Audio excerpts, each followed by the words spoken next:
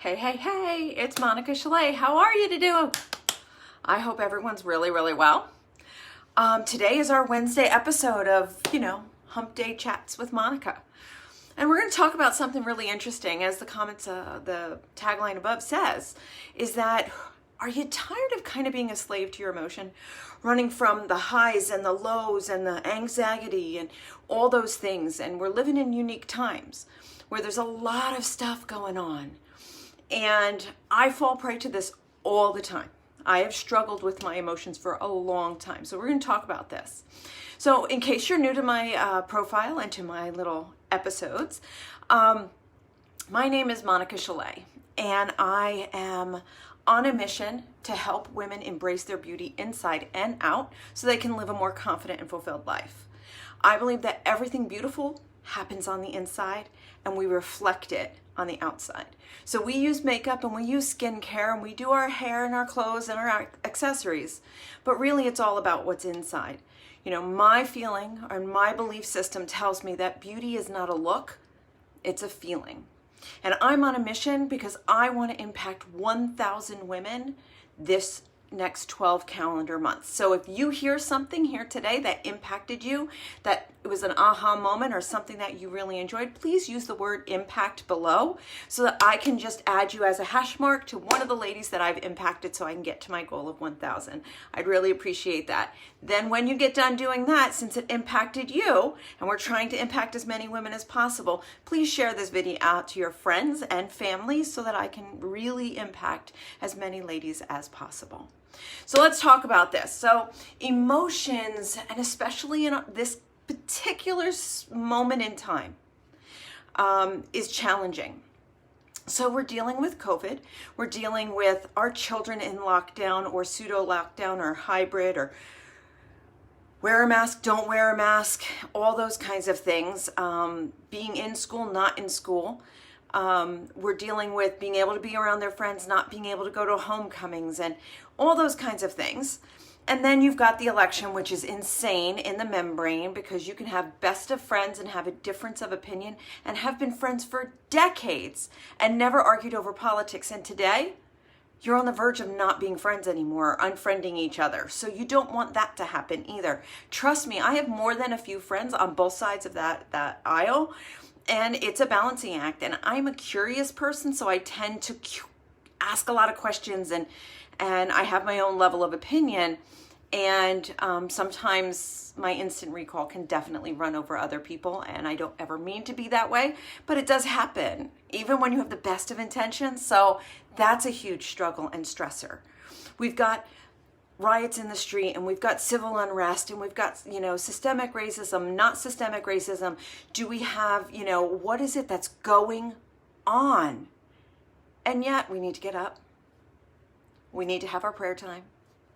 We need to fix breakfast, lunch, dinner. We need to do the laundry. We need to tote our kids where they need to go. We need to build our businesses or have a job. So let's talk about this, all right? Because I think it's very timely and it's important.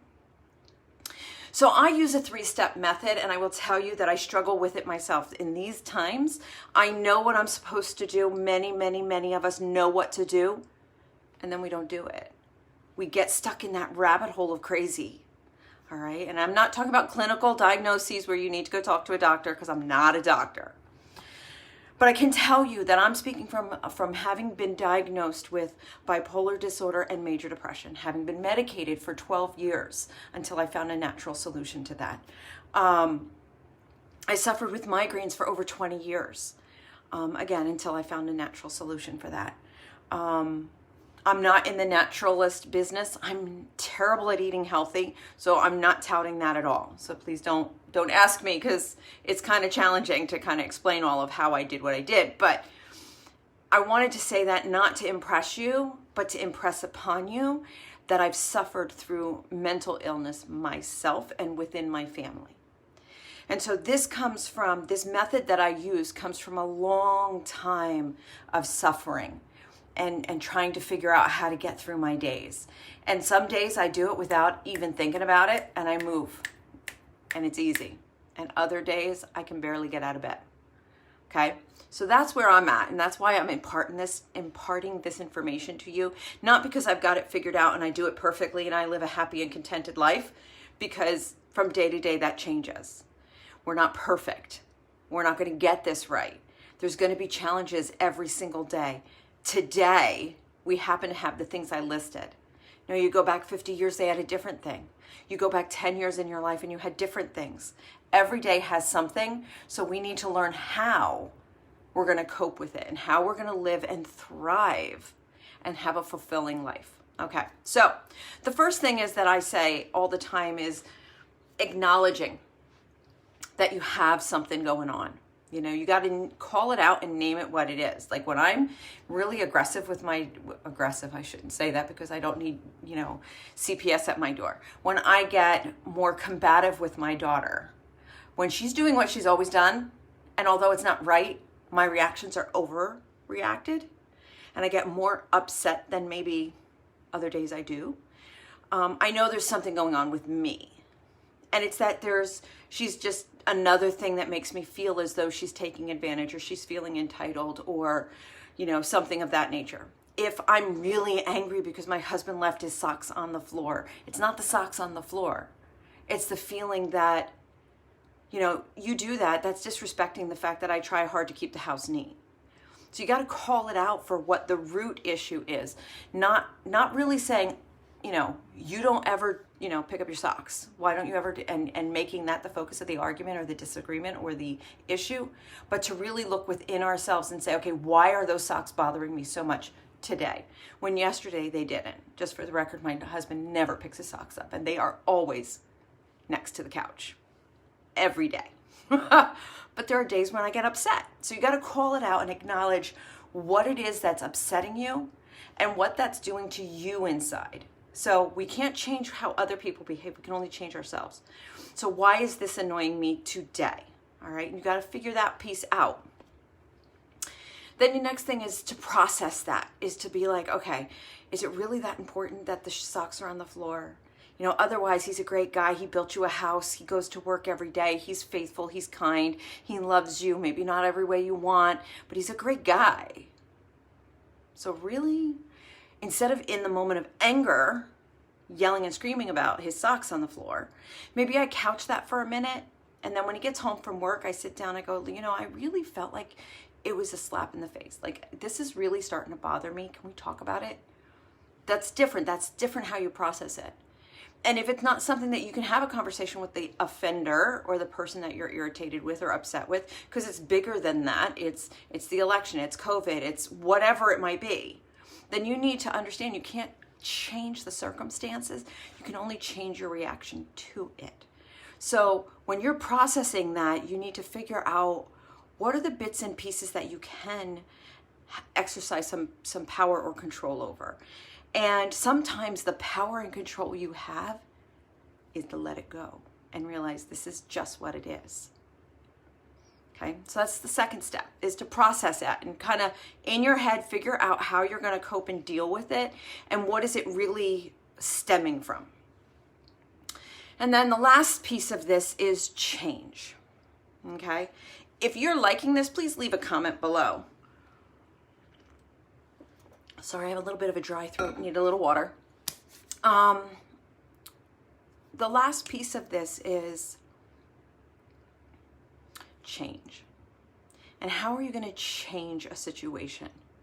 Sometimes you can have the conversation and ask them to stop putting the stuff on the floor, but sometimes it's changing your perspective of the socks on the floor. And I keep using that example because it's the easiest translatable one that I have. That doesn't really throw any of my family members under the bus. Just saying. Okay. So years ago, this used to be something that really was an issue. It was an issue in my marriage because it bothered me so much. Obviously, he wasn't going to change it. He did it every single day. He has every morning tried, many mornings he comes down and he takes and picks them up and puts them in the laundry. But it was that night I would go to bed and there's the socks on the floor and it would bother me. And then I would not sleep. And then I'd wake up in the morning, I'd be angry at him. So it wasn't changing. My being angry and complaining and nagging wasn't changing the circumstance. So what other thing can you do other than change how you look at the situation? So for me, I looked at it as, this is a way that I can show love to my husband. I know that sounds odd, and it was a thing. It took me some time to get there, okay? Is that I would pick up his socks every morning, and I'd be like, I would just say it to him, just letting you know how much I love you, sweetie, picking up your socks.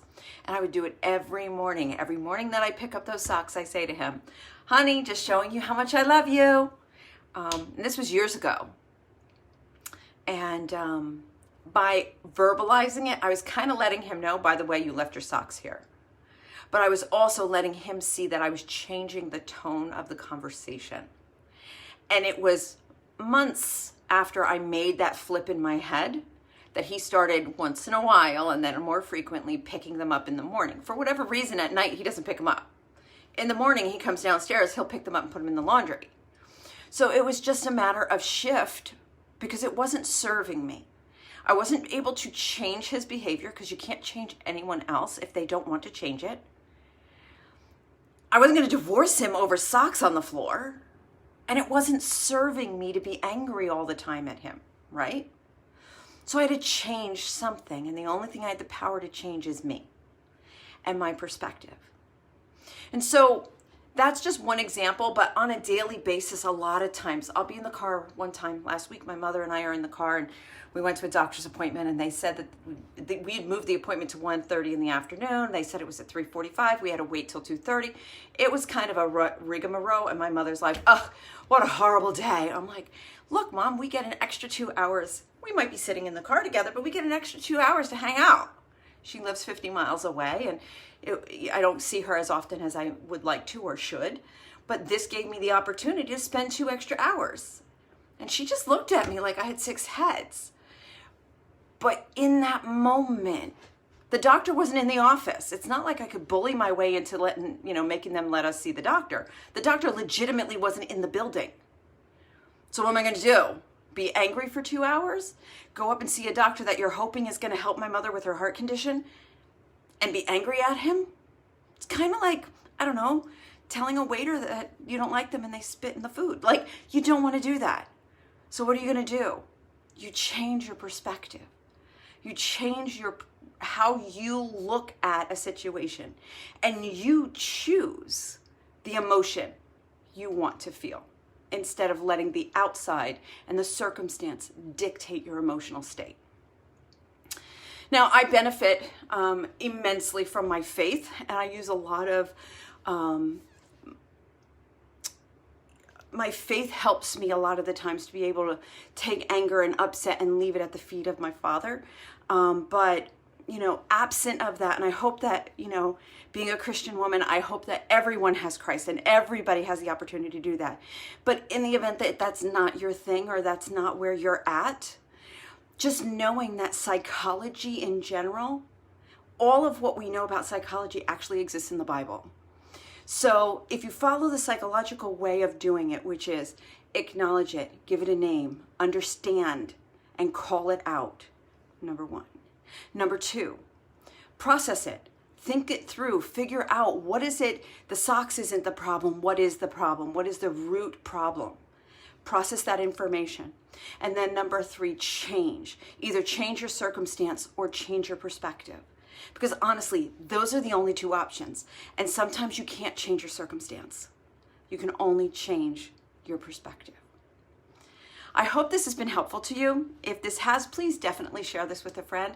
As you know, I am looking to impact women and have them embrace their beauty inside and out. There's a lot more to what I do other than these kind of get to know me conversations. And please reach out with any questions that you have. Share this with a friend. Hopefully it helps somebody in this time when we're under so much pressure and stress. When we're in a car and somebody cuts us off, we don't know their story. We don't know what they're going through. So I pray and I hope for all of you a peaceful, balanced life so that you can embrace your life, your beauty, and be confident and be fulfilled in your everyday walk. So it's been great hanging out with you. I appreciate you watching. Please let me know if I can help you with anything. And oh, by the way, just letting you know, Black Friday is coming. All right? You don't need a mask when you come shop with me. So if you are interested, I have a super secret Black Friday list that I am putting together, and those folks on that list are going to get the deals before everybody else. So you are going to get a lot more advanced notice of any of the deals that I have coming out. So if you want to get on that list, comment below me, because I would be more than happy to add you to the list, and that means that you will be able to see some really cool deals. Just so you know, all the sales are starting November 1st, and they are sprinkled for 50 days. And there's some new product launches in there. There's some really great deals. You purchase, there's going to be, 10? I think there's 10 bundles. If you order like 9 of them, then you get like one of those face brushes, which is fantastic. Just let me know if you want to be on that list, because I'm really excited to be having my super secret Black Friday list, and just helping everybody get their Black Friday shopping done early. I have worked really hard. I'm trying really hard to get everything done by within the next week. That's my goal, is within the next week I want to have all my Christmas shopping done. All right, so except for the stuff that comes on sale for the next 50 days. I'm sure I'll be buying things. Anyway, it's been great hanging out with you. Thank you so much for joining me. I'm so impressed by all of you that I watch you all on your Facebook pages, and I'm so impressed. So thank you so much for joining me. See you next time. Bye-bye.